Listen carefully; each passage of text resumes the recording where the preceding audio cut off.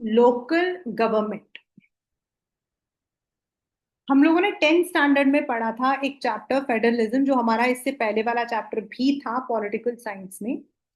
And according to federalism, जो constitution है, it has provided the provisions कि union government के पास कितना पावर होना चाहिए, किस एरिया में पावर होना चाहिए to rule, to make law, state के पास कितना होना चाहिए। But in our country, there are so many states like UP, Maharashtra, to name some, Rajasthan. They are so bigger कि एक स्टेट गवर्नमेंट जो है, it is not able to completely focus on the end areas. छोटे छोटे छोटे areas होते हैं, छोटे गांव होते हैं, हर एक एरिया में उनको वो लोग नहीं कर पाते। और इंडिया के अंदर जो पंचायत सिस्टम है वो बहुत पहले से था, but that was not a formal system. वो एक जनरल होता था, जैसे गली मोहल्ले में भी होता है ना, जो सबसे घर के जो वहां पे मोहल्ले में सबसे बड़े होते हैं, normally they are taken as the elder person. उनसे पूछा जाता है, उनकी इज्जत की जाती है। तो गांव में भी ऐसा होता था कि जो एल्डर होते हैं या जो थोड़े मतलब those who are rich, those who are powerful, those who are experts, उनका एक पंच बना दिया जाता था। एंड जो छोटे मोटे झगड़े होते थे या गांव से रिलेटेड कोई आपकी चीजें होती थी वो करते थे। But that was not a system which was having something formal. कोई उसका कोई सिस्टम नहीं था कि उसको कौन रूल करेगा, उसके क्या रूल्स होंगे, क्या रेगुलेशंस होंगे, ऐसा कुछ नहीं होता। उस जमाने में सरपंच वही बनता था। If you remember the movie, very famous movie Sooryavansham, Amitabh Bachchan ji की, तो ऐसा नहीं होता था कि proper there was a system. लेकिन बाद में हमारे गवर्नमेंट ने, स्टेट गवर्नमेंट को ये रिस्पॉन्सिबिलिटी दी थी कॉन्स्टिट्यूशन ने कि वो लोग अपने लोकल एरियाज को देखेंगे। लेकिन बहुत सारे ऐसे एरियाज हैं जहां लोकल गवर्नमेंट, स्टेट गवर्नमेंट जो है, उन्हीं के ऑफिसर्स काम करते थे, उन्हीं के ऑफिसर्स उन एरियाज में रूल करते थे, लेकिन प्रॉब्लम सॉल्व नहीं हुई। There for 73rd and 74th amendment से लोकल गवर्नमेंट एक प्रॉपर थर्ड टीयर जो है वो सेटअप हुआ इन इंडिया, जिसमें जितने पावर्स, जिस तरीके से powers are given to union government, state government, local को भी दिया गया, लेकिन उनके लोकल एरियाज के, उनके भी वैसे इलेक्शंस हो रहे थे जैसे आपके यूनियन के होते हैं, स्टेट लेजिस्लेटिव्स के होते हैं, वैसे उनके भी इलेक्शंस। एंड उनको जो है रेवेन्यू कैसे शेयर करना है, यूनियन कितना करेगी, स्टेट कितना करेगी, किस एरिया पर करेगी, दीज ऑल वर स्पेसिफाइड। और उसके बाद से इंडिया के अंदर लोकल गवर्नमेंट जो है एक प्रॉपर सेटअप है under constitution. It has a constitution validity, right? So now let us start the chapter. Local government is a village and district level government and is closest to the common people.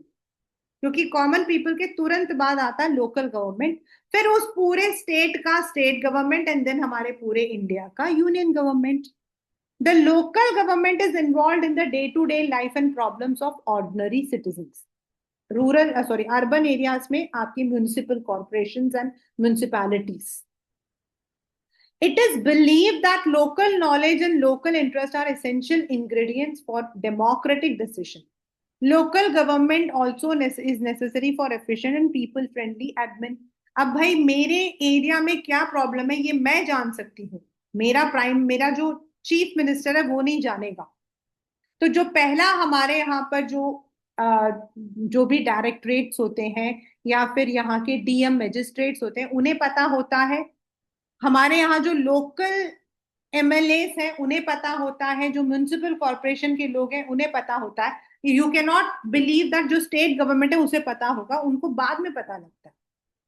The advantage of the local government is that it works closer to people, which makes convenient for them to approach the authority or the local government to solve their problems quickly and minimum cost. It can be very effective in protecting the local interest of people. It is at the level of local government that common citizens can be involved in decision making. क्योंकि यहां हमारा direct election होता है। Direct election का मतलब क्या है? We are eligible to participate in the local rural areas के अंदर फॉर एनी, किसी भी पोस्ट के लिए हम डायरेक्टली खड़े हो सकते हैं। सरपंच के लिए खड़े हो सकते हैं और किसी के लिए खड़े हो सकते हैं। जो अभी नया सीरियल, मतलब वेरी फेमस सीरियल पंचायत, उसमें आप देखते हो द लेडीज आर स्टैंडिंग। तो हमारे यहाँ how it started, as I said, it was not a new. The self governing village communities existed in India from the earliest time in the form of sabhas. Then it took the shape of panchayat, यानी कि 5 जने जो कि problems को solve करते थे।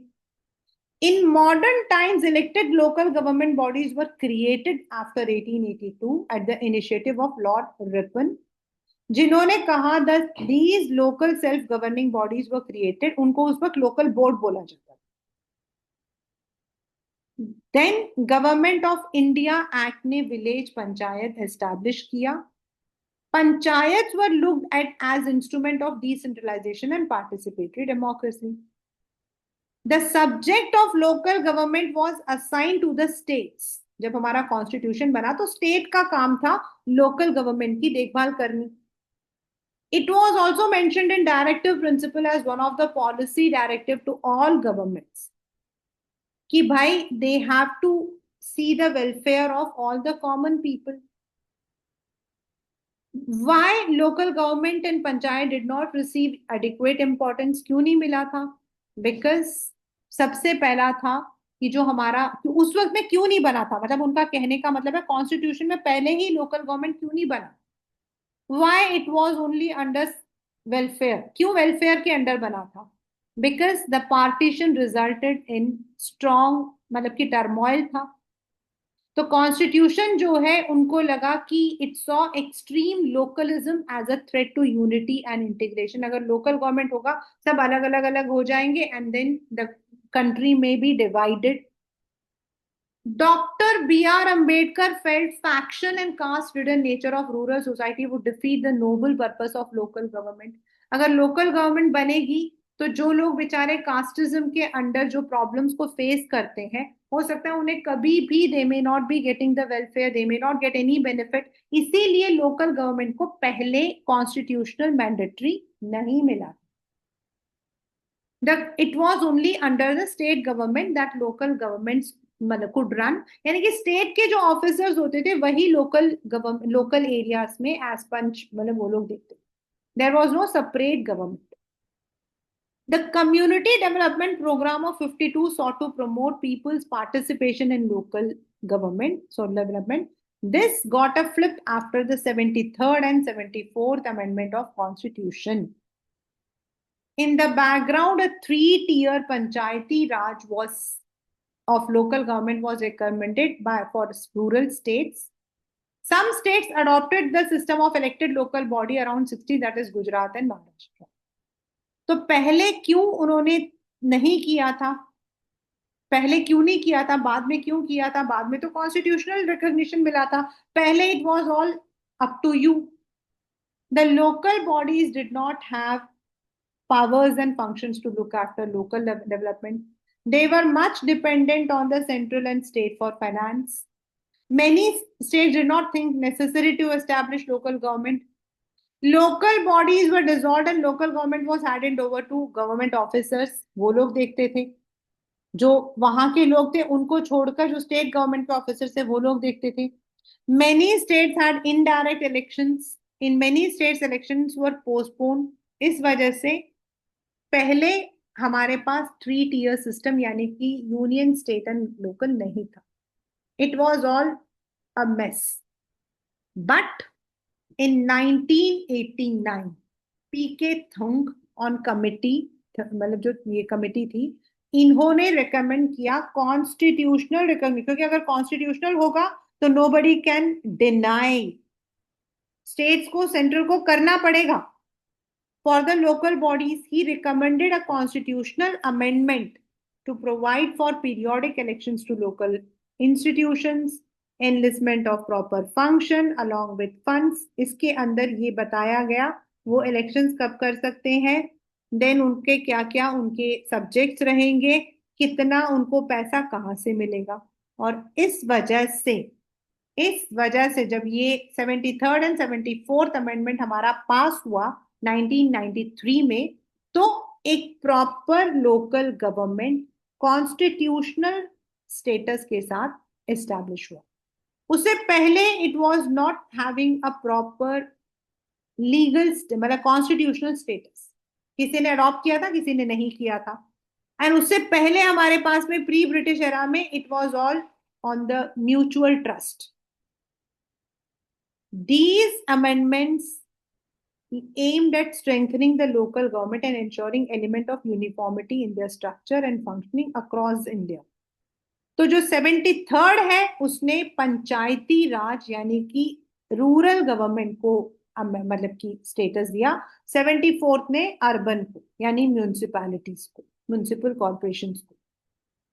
Through these amendments, the local government were made as a state subject. मतलब the state is free to make its own law in this subject. Once the constitution was amended, the state had to change their law about local bodies क्योंकि उसमें उनके subjects mention हो गए थे।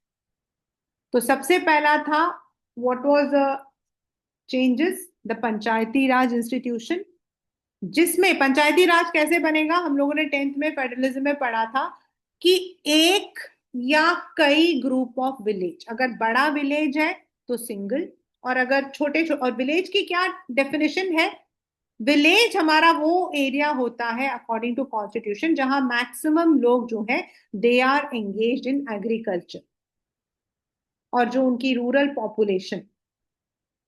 तो अगर number of people are less तो बहुत सारे विलेजेस मिलकर एक बड़ा विलेज बन जाता था। उनके 18 इयर्स एंड अबाउ के जितने भी मेंबर्स होंगे they would become the members of gram sabha. फिर जो आपके मंडल होते थे, ऐसे 10-15 ग्राम सभा मिलकर एक मंडल या ब्लॉक या तालुक बनता था। एंड ऐसे कई मंडल मिलकर एक बड़ा डिस्ट्रिक्ट बन जाता है जिसका हेड होता है डिस्ट्रिक्ट कलेक्टर, यानी कि it comes under the IAS officers. तो इस तरीके से मतलब if I make a small वो, तो एक विलेज हमारा हुआ, एक विलेज हुआ, दो विलेज हुआ, 10 विलेजेस हुए, इनको मिला, इनके जो 18 इयर्स एंड अबव है they would become the member of gram sabha. और ये ग्राम सभा के जो मेंबर्स हैं, एवरी 5 इयर्स जब इलेक्शन होता है तो ये लोग जो है अपने पंचायत यानी कि अपने सरपंच और उसके मेंबर्स को इलेक्ट करते हैं। ऐसे कई पंचायत मिलकर एक मंडल, ब्लॉक या समिति बनती है, एंड ऐसे कई समिति मिलकर एक बड़ा डिस्ट्रिक्ट बन जाता है जिसका आपका डिस्ट्रिक्ट मजिस्ट्रेट इज अब द ग्राम सभा comprises of all the adult members, already मैं आपको बता चुकी हूं। इनका इलेक्शन होता है एवरी 5 इयर्स। एंड अगर स्टेट को लगता है that the local body is not working तो स्टेट उसको डिसॉल्व कर सकता है एंड फ्रेश इलेक्शन हो सकते हैं। इसमें 1/3 ऑफ द सीट्स जो होती हैं they are reserve for women. ये बहुत अच्छी एक चीज है। अगर आप एक ओवरऑल विमेन पार्टिसिपेशन देखोगे ना, सबसे ज्यादा लोकल बॉडीज में होती है। And then there are reservations for schedule caste, schedule tribe, OBC, यानी कि जो सरपंच है वो लड़की भी हो सकती है, वो शेड्यूल कास्ट से भी हो सकते हैं, वो OBC से भी हो सकते हैं। And if the state wants, they can also provide reservation for OBC। यानी हमारे जितने चेयरपर्सन हैं सबके लिए, ग्राम सभा के, समिति के हेड या सब में कोई ना कोई जो है they would be having reservation. कुछ जो सब्जेक्ट्स थी जो स्टेट की थी उनको 29 subjects which were earlier in the state list were now listed in 11th schedule of constitution, और इनको पंचायत के अंडर लेकर गए। और ये कौन से सब्जेक्ट्स होते हैं, जो वहां के डेवलपमेंट, वहां के वेलफेयर के लिए होता है। बट इन द एक्चुअल अभी भी कई स्टेट्स ने अपने सब्जेक्ट्स या रेवेन्यूज ट्रांसफर नहीं किए, दे वांट फुल कंप्लीट।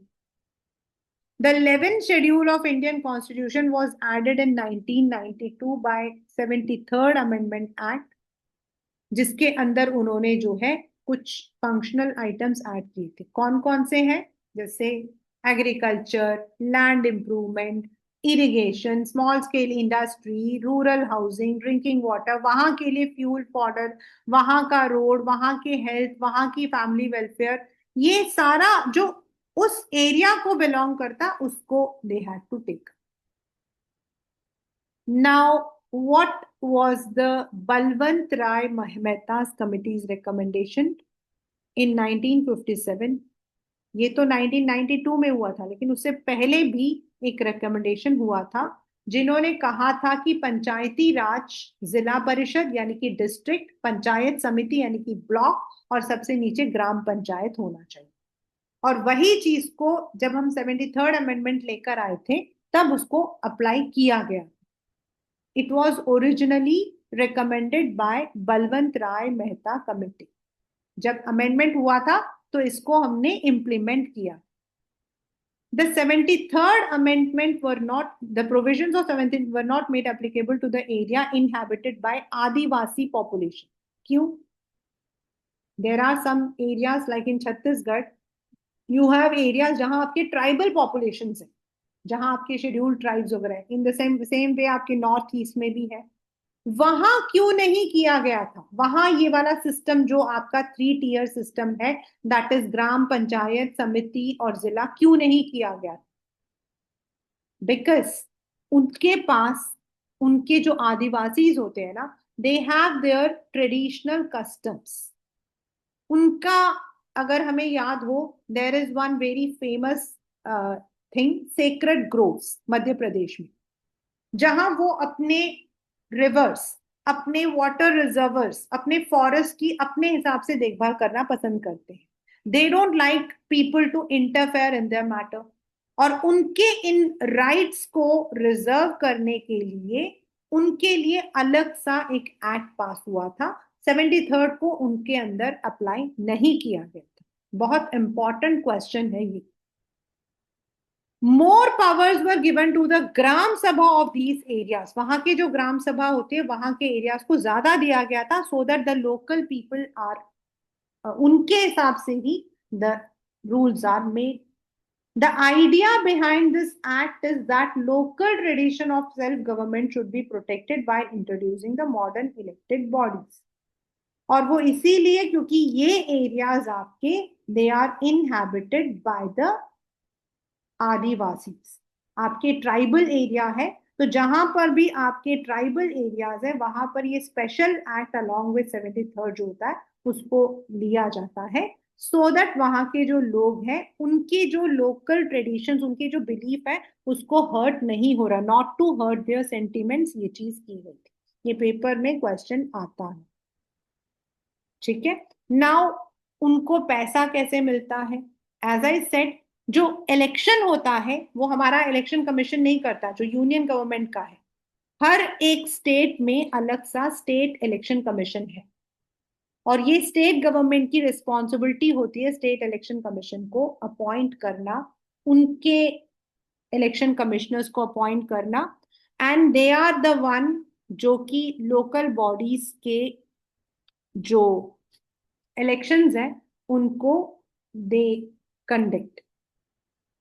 उनके भी वही पावर्स होते हैं जैसे हमारे ईसीआई के हैं, इलेक्शन कमीशन के हैं, वैसे ही होते हैं। The state election commissioner is an independent officer and not link to any officer. और इलेक्शन कमीशन के जो हमारा मेन इलेक्शन कमीशन है उनसे उनका कोई लेना देना नहीं, वो स्टेट गवर्नमेंट से elected. Then for money, finance के लिए state finance corporation is there, state finance commission is there जो 5 साल काम करता है। लोकल गवर्नमेंट को किस चीज की रिक्वायरमेंट होती है, कहाँ उनको रेकमेंड करना है, वो बताता है। Reviews the distribution of revenue between state and local government and then local and urban government, और उनको बताता है कि कैसे कहाँ पैसे की जरूरत है। एंड दे, और इसी तरीके से आपके जो रूरल गवर्नमेंट, रूरल आपके एरियाज में जो आपके इंडस्ट्री सेटअप होती है, रूरल एरियाज के अंदर आपके जो डेवलपमेंट होती है, ये इन्हीं के थ्रू होता है। So it is state finance commission time to time examine करता है कि उनको कितने पैसों की जरूरत है और वो स्टेट को रिकमेंड करता है, और ऑन दैट बेसिस जो स्टेट होती है वो अपने रेवेन्यूज को उनके साथ शेयर करती है। ठीक है, so this is the amendment of constitution in the rural body. Now what were the amendments in the urban body? अगर हम सिटी के बारे में बात करते हैं तो सिटी के अंदर आपके जो है म्युनिसिपैलिटीज हैं, छोटे छोटे शहरों में, लाइक कानपुर। एंड जो बड़े शहर होते हैं वहां म्युनिसिपल कॉर्पोरेशन होते हैं। और जो सिटी होती है उसको छोटे छोटे एरियाज में डिवाइड करते हैं, जिसको हम बोलते हैं वार्ड्स, WARDS, वार्ड्स, नगर पालिका।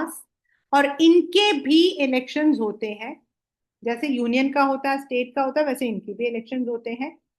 इनके लिए भी सेम है। What are the areas? जैसे अर्बन एरियाज में आपका सीवर, देन आपके रोड्स, ये सब आपके म्युनिसिपल कॉर्पोरेशन के अंडर आ जाते हैं। तो उनका काम होता है इसको देखना। कभी कभी यूनियन और उसमें जो है लोकल में सेम सेम गवर्नमेंट होती है, कभी कभी ऑपोजिट होती है, तो कॉन्फ्लिक्ट्स आपके खड़े हो जाते हैं। The amendment deals with urban local bodies या नगर पालिका, जिसमें 18 सब्जेक्ट्स हैं। एंड द 12th शेड्यूल जो है वो इसको कहता है। 11th किसको बताता है? 73rd को। 74th जो है वो 73rd ही है। 73rd is applicable to rural area, 74th is to urban area. इसमें भी वही elections, reservations, transfer of subjects, ये है। इसमें भी स्टेट इलेक्शन कमीशन और स्टेट फाइनेंस कमीशन होते हैं। The constitution also mandated the transfer of a list of functions, यानी कि कौन कौन से फंक्शंस वो कर सकते। तो इससे हमें फायदा या नुकसान क्या हुआ? फायदा ये हुआ है कि नेचुरल है बेटा, आपके कमरे को आप ज्यादा अच्छे से बता सकते हो, आपके पूरे घर को आपके मम्मी पापा बता सकते हैं, आपकी पूरी सोसाइटी को RWA ज्यादा बता सकती है। तो जो आपका लोकल गवर्नमेंट का जो मेन मुद्दा है वो ये है कि जो लोकल लेवल्स में जो प्रॉब्लम्स होती है उनको सॉल्व करना। तो to much extent these problems have been solve. Then जो हमारा लोकल गवर्नमेंट है उसमें विमेन पार्टिसिपेशन काफी अच्छा है। अगर आप सरपंच की लिस्ट निकालोगे तो you find the number of women. Direct elections है तो जो डायरेक्ट आपके मतलब कि जो सिटीजन हैं, देयर पार्टिसिपेशन इज देयर। तो ये इसकी खासियत है, डेवलपमेंट में हेल्प करता है। But at the same time there are some problems, like all the state governments have not transferred all the subjects. Secondly, union और स्टेट गवर्नमेंट जो है वो अपना कंट्रोल रखना चाहती है, जहां पर दूसरी गवर्नमेंट है लोकल में, तो कॉन्फ्लिक्ट रहते हैं। कई बार पंचायती इलेक्शंस आपके रेगुलर नहीं हो पाते हैं, पोस्टपोन हो जाते हैं। They don't meet at the regular time, जैसे उनको मीट करना पड़ता है। तो there are some problems also, but at the same time they have impacted the overall, क्योंकि अब गवर्निंग इजी हो जाती है at the local area, right? The 73rd and 74th amendments have created uniformity in the structure of पंचायती राज, क्योंकि मैंने जैसे पहले बताया, पहले पंचायती राज was there, पंचायत सिस्टम हमारा बहुत पुराना है, लेकिन देयर वाज नो यूनिफॉर्मिटी। जरूरी नहीं है कि इस वाले उसमें विलेज में पंचायत हो तो दूसरे में भी होगा या सेम तरीके से होगा। एंड नगर पालिका institutions across the world, the presence of these local institutions is by itself a significant achievement because there is people's participation in government. The provision for reservation of women at the panchayat and nagar palika has ensured presence of significant numbers of women in local bodies. They have gained more power, confidence. They have given more understanding of politics. In many cases they have brought a new perspective. हमारे इसमें south के अंदर था, there was one, मतलब ये वो था, example था कि उन्होंने ऐसे ऐसे जो एरियाज हैं जहां डेवलपमेंट पहले नहीं था, विमेन उन एरियाज को लेकर आए। In many cases women were unable to assert their presence or wear proxies for their male members। मतलब एक्चुअल में क्या होता है कि अगर किसी गांव में फीमेल को ही सरपंच के लिए इलेक्ट किया गया, रिजर्वेशन है, तो वहां पे जो मेल मेंबर्स है ना वो क्या करेंगे, जानबूझकर अपनी वाइफ को वहां खड़ा कर देंगे, जबकि उस वाइफ बेचारी को कुछ भी नहीं आता होगा, या वो अगर कुछ करना चाहती तो वो कुछ नहीं कर सकती। द मेल विल, मतलब वो पीछे से बंदूक चलाएगा और फीमेल सिर्फ आगे खड़ी है।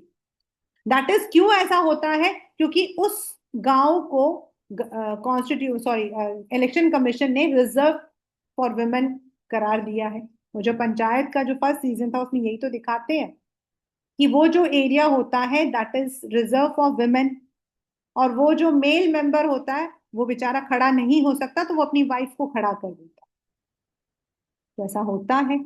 In Bihar 50% of the seats are reserve for women. That's a very good thing. Not because I am women, मैं ये बात मैं एक वुमेन हूं इसलिए बोल रही हूँ, बट जितना पार्टिसिपेशन हर एक का होगा। देखिए, जब हम जब क्लास बोलते हैं ना, तो मैं तो कहती हूँ क्लासरूम के अंदर the children's participation is must. Similarly when it is government, वहां सबका पार्टिसिपेशन इंपॉर्टेंट है, क्योंकि देखो कुछ एरियाज मेरे हैं जिसको सिर्फ मैं समझ सकती हूँ, यानी कि वुमेन समझ सकती है, अ मेल मेंबर मे और may not understand. So if the participation of women is there in the politics, it will help in the development of the country. It is not about anything ego or something else. But जिसका भी जहां पर है, जैसे हमने schedule caste और schedule tribe को क्यों ऐड किया है, ताकि उनके जो प्रॉब्लम्स हैं, उनकी जो डिमांड्स हैं, उसको भी हम सामने लेकर आए। तो विमेन के लिए भी बहुत इंपॉर्टेंट है, क्योंकि in countries like India women have always been subjected to house, उनको घर का ही एक हिस्सा माना जाता है। तो उसके लिए अगर उनकी प्रेजेंस रहेगी तो उनकी प्रॉब्लम्स, उनके एस्पिरेशंस, उनके जो मतलब कि डिजायर्स हैं वो भी सामने आएगा। उनकी जो थिंकिंग है, उनका जो डिसीजन मेकिंग पावर है वो सामने आएगा। दस द विमेन एम्पावरमेंट जिसको हम बोलते हैं, इट कैन बी इम्प्लीमेंट। तो लोकल बॉडीज ने, लोकल गवर्नमेंट ने इस चीज को किया है। इस चैप्टर से क्वेश्चंस सामने मैंने लिखे ही हुए हैं। what was the impact, पहला क्वेश्चन जो बहुत इंपॉर्टेंट है। Then why separation act was passed, second किसने रेकमेंड किया था 1 marker, Balwant Rai Mehta committee. Then what were the way the working of panchayat, important provisions थोड़ा सा आता है। then why do we need local bodies, ये एक क्वेश्चन आता है। only why few states adopted a 3-tier system initially, ये कभी कभी आया है। बस इतने ही क्वेश्चंस आते हैं इस चैप्टर से, आते बड़े वाले ही क्वेश्चंस हैं, because this chapter doesn't have much 1 marker question, ऐसा कोई खास नहीं है। बलवंत राय वाला एक है, अमेंडमेंट कौन सा था वो एक है, कौन से शेड्यूल में कॉन्स्टिट्यूशन में ये मेंशन्ड है 11th एंड 12th, वो है। बस यही 3-4 आपके एमसीक्यूज वाले question, right. So with this, the chapter local government of political science is also now complete. You don't even need to open the book. एक बार questions अच्छे से देख लो, that's more than enough.